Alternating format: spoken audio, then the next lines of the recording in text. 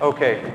So now it's funny that you call the home city, right? So I have two home cities because there's one city where I was brought up, right? My schooling and where I spent most of my childhood, and then my adulthood, most of it. So it's between Delhi, which is my adult city, where most of my time spent, and then a small place in Himachal called Shimla, where I've been brought up.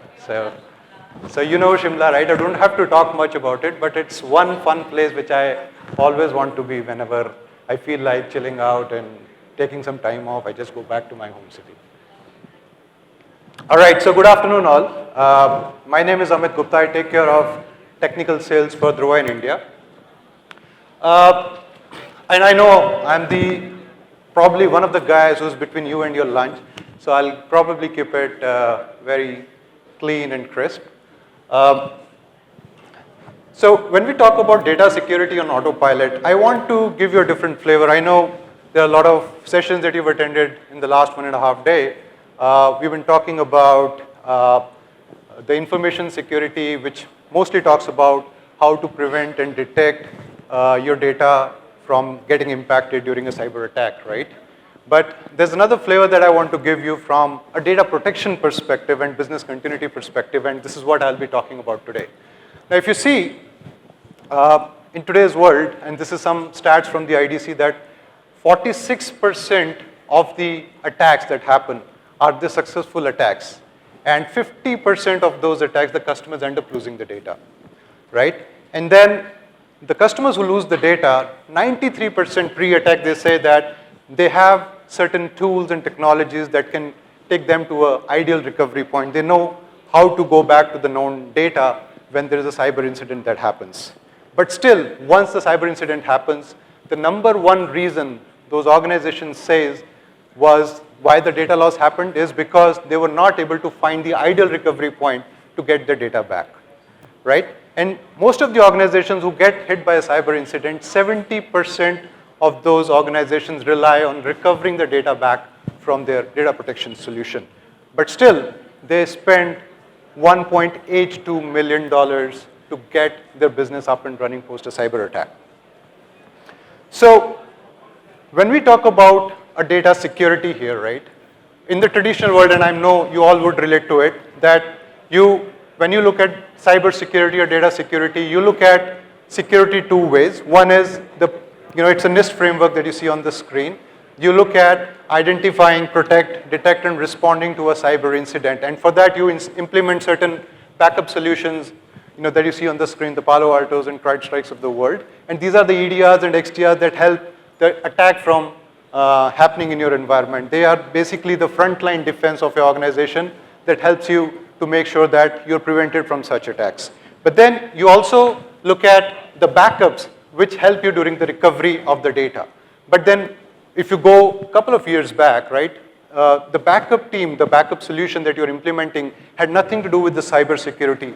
Backup used to work in a silos, a second copy of your data has been kept somewhere else, and the security team, the cyber security teams and the backup teams would not interact with each other. They would not find synergies between each other, that how a data backup can help a cyber security team or a cyber security team can help a backup team, right? And this is the gap that we identified in the last couple of years when incidents such as ransomware attack has come up in a lot of organizations. So what we see now is that, when we talk about cyber security and backup working together, we also want for you to take a look at that how a data posture and compliance and data resiliency can work hand in hand. How can you make sure that the data that you're backing up can provide you certain more intelligence beyond just saying that I am a data and you can restore me whenever you need it. It can provide you more intelligence because data has a lot of information in it. We just need to take that intelligence out of that data and provide it back to you so that you can take certain business decisions around cybersecurity. And this is what we call the data security, which entails multiple areas of the NIST framework. Now, one thing I want to say here is that we are not talking about replacing your front-end solutions, the EDR, the XDR, the firewalls of the world. We are not looking to replace them, or we are not looking to do the same work that they're doing. We want to provide a different sensor based on the data that we are backing up, the data that we have, the intelligence around data, we want to provide you those sensors back to you so that you can take certain decisions. And this is where Dhruva comes into picture. Now, if you see this table on the screen here, there are two things, the recovery piece of your information, and then there's a cyber recovery piece. Recovery, a legacy solution, the legacy backup that you have been doing or you have been running for so many years is primarily designed to give your to meet your disaster recovery requirement. That there's a data loss situation, there's some disaster where you lost your servers, your storage or your infrastructure, and you just want to go to the last known good copy that you have and just restore it and get your business up and running. But now the incidents of cyber incident that has mushrooming across multiple organizations, the concept of cyber recovery is very different. You may have a backup copy somewhere else in an air-gapped copy, but can you trust that backup? Can you ensure that when you restore that data, it is not going to bring the infection back in your environment?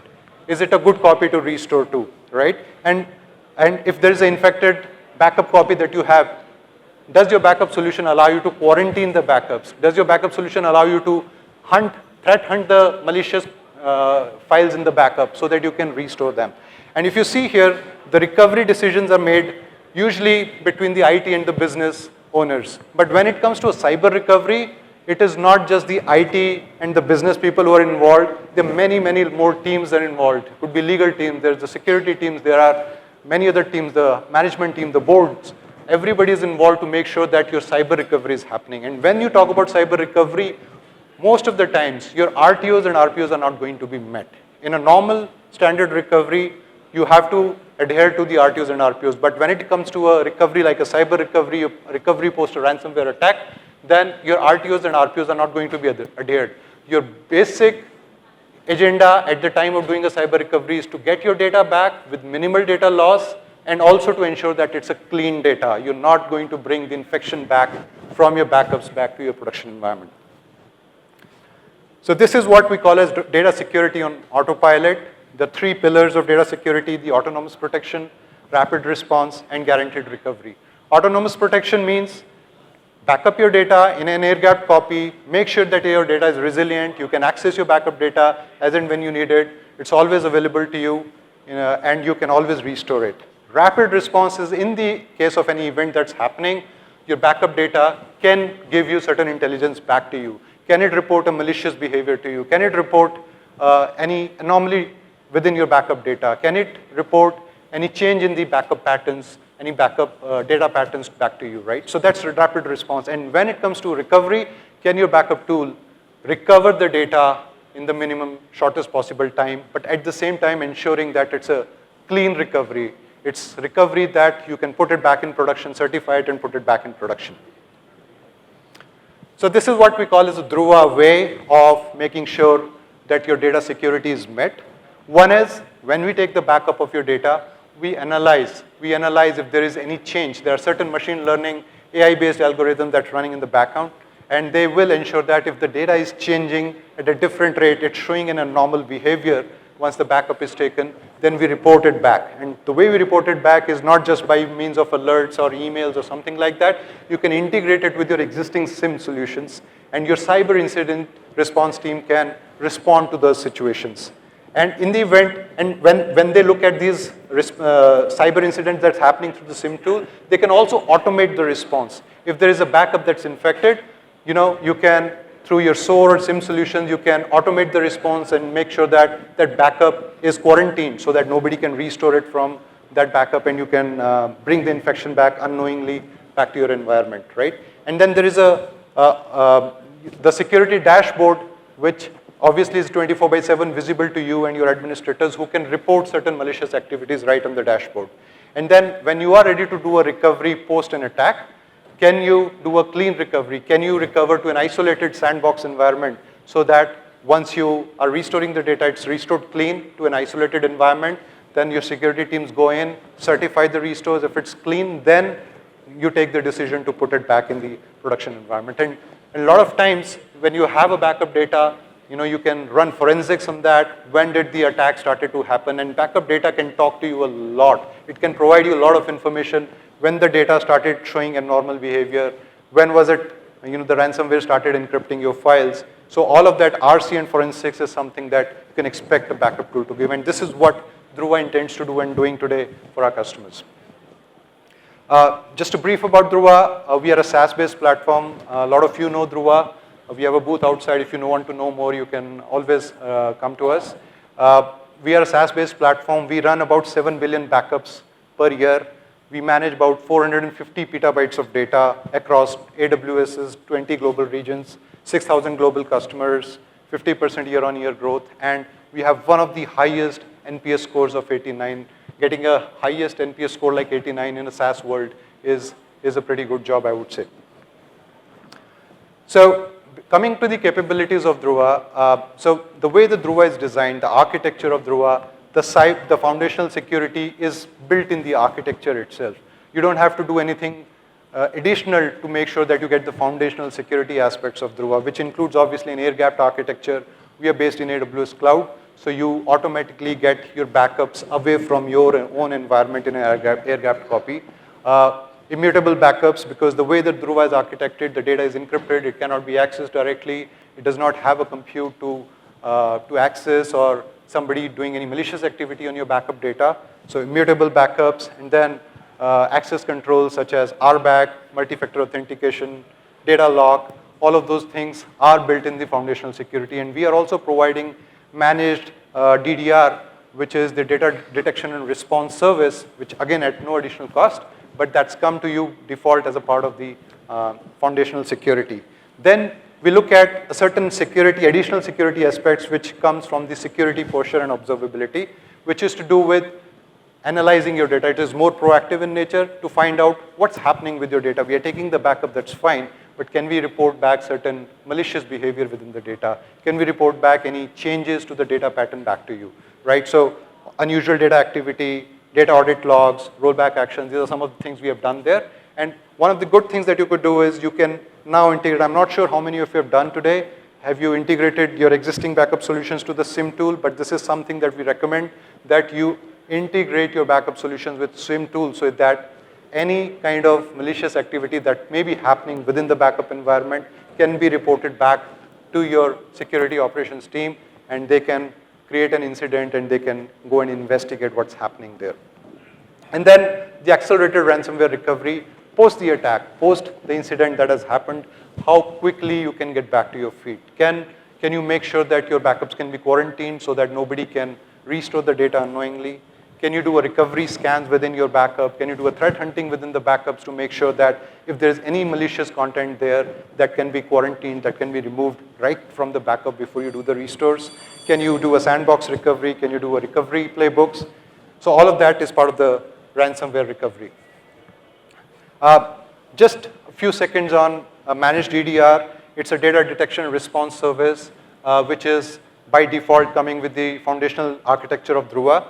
It is an expert analysis. There are experts who are analyzing every customer's information, whether it is changing any abnormal behavior it is showing, and if it does, then we have pre-built response runbooks to automatically log down and the backups to safeguard any losses of the backup that might happen. And then threat hunting is something that we have implemented very recently, where now we can proactively, on demand, go and scan your backups that have been residing within your infrastructure and tell you whether your backups are clean or not. And if it is not, then we also can automate the processes to clean the backups to make sure that your backups are clean when you actually do the recovery. And this is just a quick example, the picture that you see on the screen, that how we are helping the customers doing curation of the backup. Now, curation is a word that basically means that can you go scan multiple backups and bring me the latest and the greatest and the cleanest data back to me.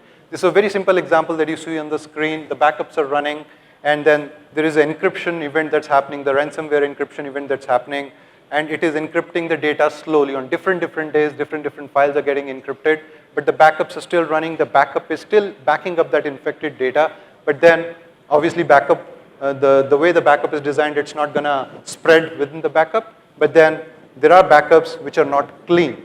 But at the end of, you see in the 128th day, when the customer realizes that there is an infection now, they need to go and recover the data. Which day's backup do we restore? Do we restore You want 23rd day backup? Probably yes, because that was the cleanest backup you have. But then you are going to lose 5 days of data, right? That's a business loss, the data loss situation for your company. But can your backup tool then go and scan the backups and find out which files are clean and bring them under one snapshot? And that is what the curation does. It basically goes, finds the cleanest, the greatest files in the backup, put them under one snapshot so that you can recover it in one go. So that's the clean recovery that we are talking about.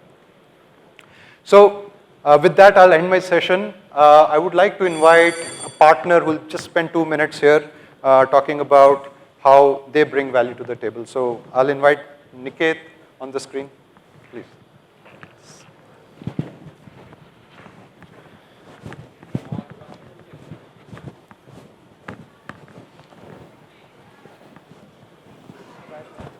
Check again. Yeah, hello. Yeah. Good afternoon to everyone. This is Niket. I represent Pentagon System. So we are basically like a Mumbai-based company spread across all over India. Yeah, thank you. And thank you, Amit, for giving a great insight about the backup. So I just spent a couple of minutes and let you know what exactly the Pentagon is all about. So Pentagon is a cloud partner in your journey. We are there in this for almost 30 years, and from last 15 years, we are exclusively working for cloud journey. So we are a multi-place cloud partner. So we are a multi-cloud partner wherein like we have a strong hold on Azure, GCP, as well as on AWS. So we are basically a premium partner for AWS as well as GCP as well as for the AWS. So these are our services which we have been doing. We have been serving different industries vertical for almost like 15 years. So we do have an experience giving like almost like with we have there giving almost 2,000 industry vertical. We have been serving them. So these are our capabilities wherein like we've been working for migration. We have a DevOps team, okay? And the major enterprise workload, like if you have any ERP, majorly like SAP, right? So we have there to migrate all those workloads also onto the cloud. So then there are things like most of the things when companies use cloud, right? So basically they look for optimization. So you can reach us out. We can help you out in how best you can optimize all your cloud services. So thank you all everyone. So I look forward in connecting you at our booth. Thank you. Thanks a lot.